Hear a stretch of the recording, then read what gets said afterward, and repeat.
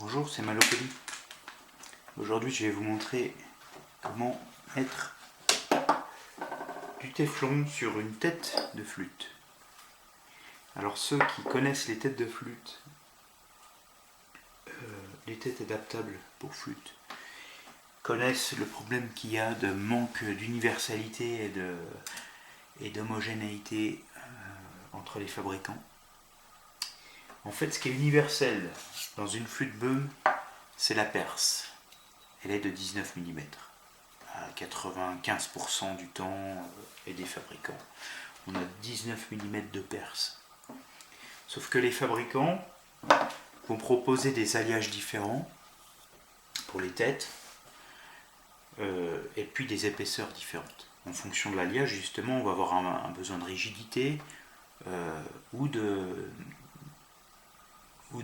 densité pour avoir une tête plus ou moins puissante. C'est beaucoup plus le cas d'ailleurs pour la tête que pour le corps.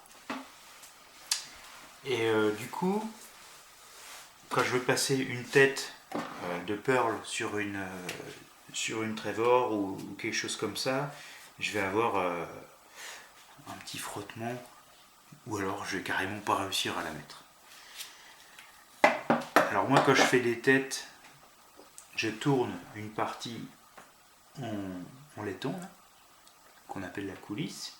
Je la tourne autour à métaux avec une précision d'à peu près 3 centièmes. Au début, jusque fin 2016 à peu près, je faisais vraiment du sur-mesure. J'essayais de faire une coulisse qui puisse rentrer dans le barillet sans forcer ni sans glisser. Là, ça glisse, mais c'est volontaire. Désormais, je fournis toujours un peu de téflon avec les têtes pour qu'on ait un ajustement parfait entre la coulisse et le barillet.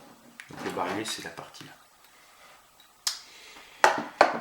Là, on va avoir une jonction parfaite, une étanchéité parfaite, parce que le téflon, je prends du 0,08 mm et il va venir s'écraser tout le long de la paroi de la coulisse lorsqu'on va le placer. Alors, pour placer le téflon, on vient le poser bien à plat au début de la coulisse.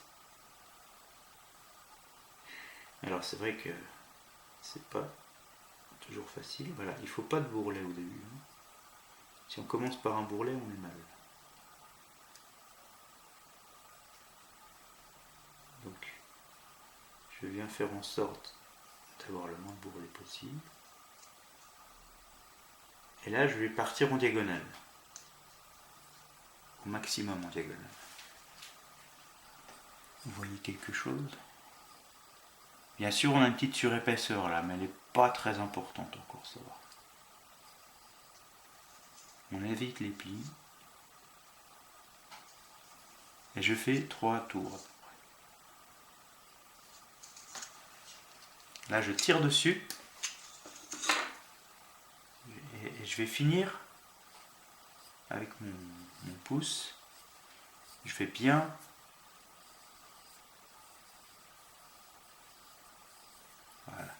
je vais bien appliquer le téflon pour qu'il n'y ait rien qui dépasse. Là, j'ai un petit fil, je l'enlève.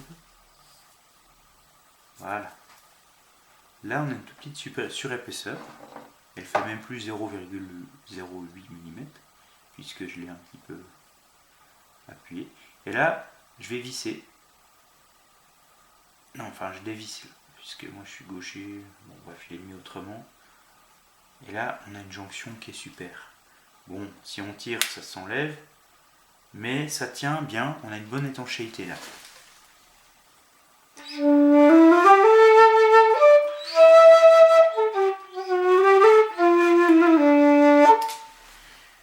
Le but, c'est que si on bouge la flûte, ça tombe pas, que ça bouge pas trop dans tous les sens là, parce que vous pouvez sentir des fois la tête bouger.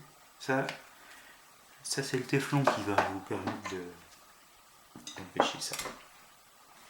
Et là, d'une flûte à l'autre, on est censé avoir le même... Je vais essayer sur une autre flûte.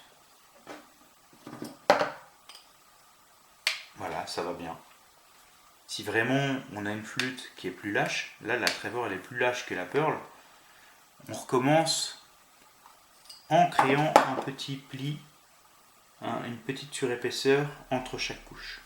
C'est cette petite surépaisseur là qui va vraiment faire l'étanchéité. Voilà. Et c'est vrai que d'une flûte à l'autre, là par exemple, elle est plus lâche, donc là ça glisse bien. C'est-à-dire qu'on a une tête qui est plus grosse, pour vulgariser, donc normalement elle ne rentre pas dans la Pearl. Voilà, elle ne peut pas rentrer. Mais Pearl fait des têtes plus fines, voilà, pour utiliser les termes, qui vont rentrer plus facilement. Là elle est même oxydée un petit peu. Voilà, à bientôt. Donc le téflon est fourni avec chaque tête.